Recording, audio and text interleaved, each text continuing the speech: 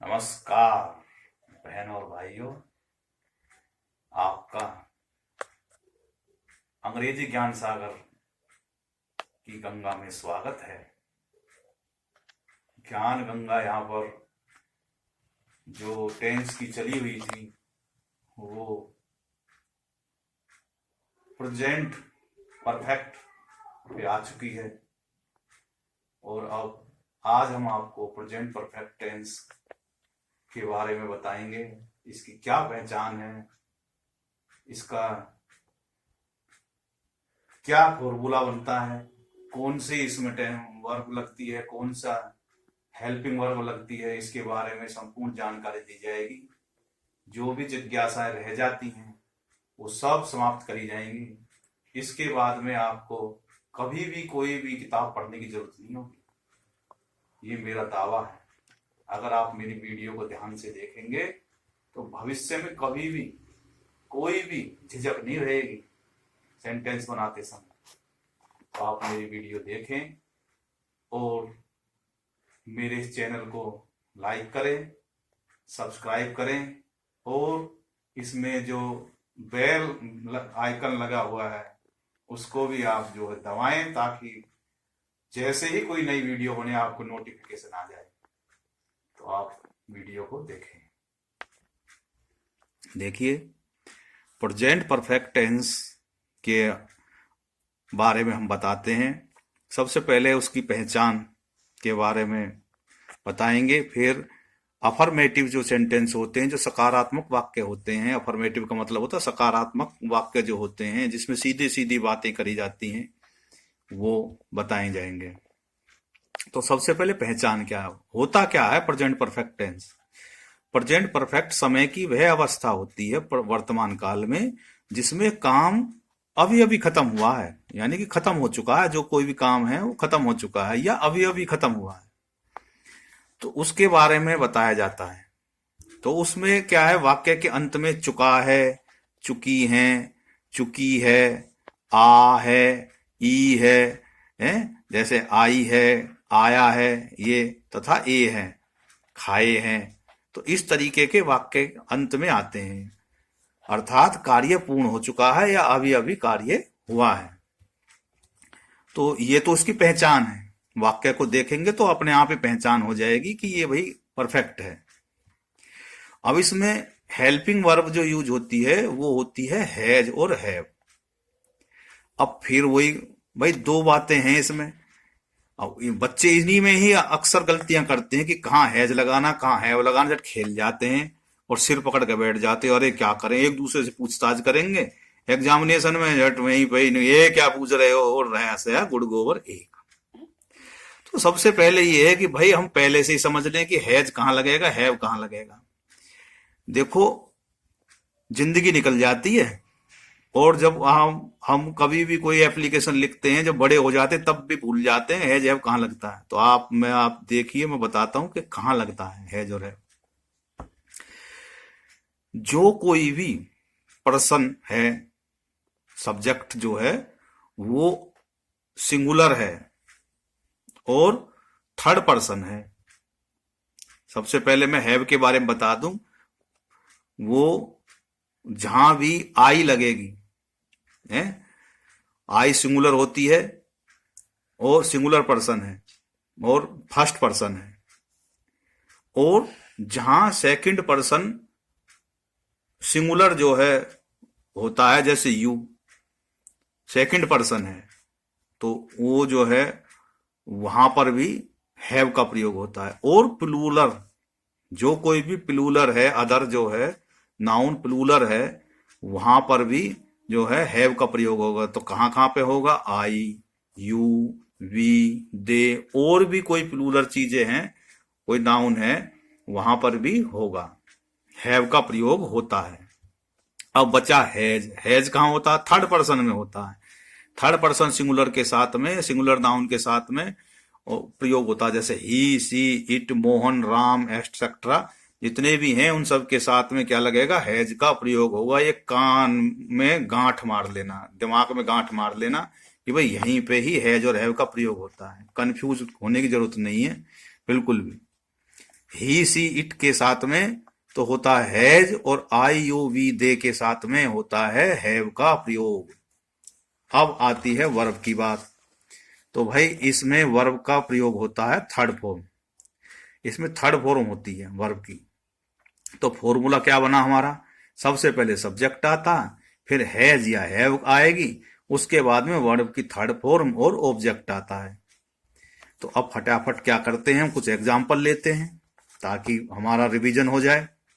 तो जैसे सब एक वो सेंटेंस है, मैं भोजन कर चुका हूं। तो सबसे पहले मैंने क्या कही है कि सबसे पहले सेंटेंस को पढ़ें। इसमें आ चुका है चुका हूं, तो ये चुका हूं आते ही ये बन गया प्रेजेंट परफेक्ट।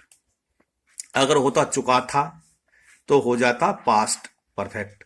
अगर होता चुका होगा तो हो जाता ये फ्यूचर परफेक्ट। तो यहां पे क्या है, प्रेजेंट परफेक्ट की बात चल रही है। तो इसमें सब्जेक्ट क्या है, आई। मैं है तो मैं के साथ में आई के साथ में बताया हैव लगता है, फिर वर्ब की थर्ड फॉर्म लगती है तो ईट होती है, ईट की थर्ड फॉर्म ईटन, फूड। दूसरा है हम खेल चुके हैं। तो इसमें सब्जेक्ट क्या है, हमको बोलते हैं वी के साथ में हैव आता है, क्योंकि वी जो है प्लूरल भी में भी आता है। और फिर वर्ड की थर्ड फॉर्म लगेगी, तो प्ले का वर्ब फॉर्म थर्ड जो होती है वो होती है प्लेड। अगला सेंटेंस है आप अपना काम समाप्त कर चुके हैं। तो आपको बोलेंगे यू के साथ में हैव लगता है, और फिनिश होती है खत्म करना, तो इसमें third form finished your work. कितना आसान है। वह सो चुका है, तो वह क्या है, थर्ड पर्सन ही के साथ में हैज लगता है, स्लेप्ट। फिर है वह खाना पका चुकी है।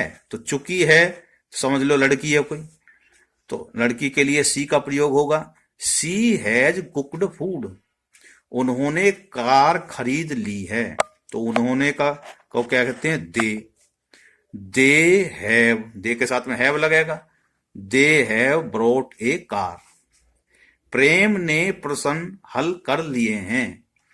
तो प्रेम थर्ड पर्सन और हैज उसके साथ में हैज लगेगा, सिंगुलर भी है। सोल्व्ड दी सम जो है उन प्रश्नों को कहते हैं या क्वेश्चंस कहते हैं। हम मैच हार चुके हैं। तो हम के लिए वी होगा, वी के साथ में हैव आता है, लोस्ट दी मैच। वे यह कहानी सुन चुके हैं। तो वे के लिए दे आएगा, और दे के साथ में हैव आता है, हियर्ड दिस स्टोरी, यह कहानी दिस स्टोरी। मैंने सर्कस देख लिया है।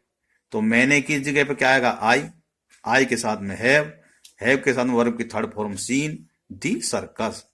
मैंने भगवान से प्रार्थना कर ली है। तो मैंने के लिए क्या आएगा, आई के साथ में हैव, प्रेड टू गॉड। हम यह फिल्म देख चुके हैं। तो हम के लिए वी के बाद में हैव आता है, सीन दिस मूवी।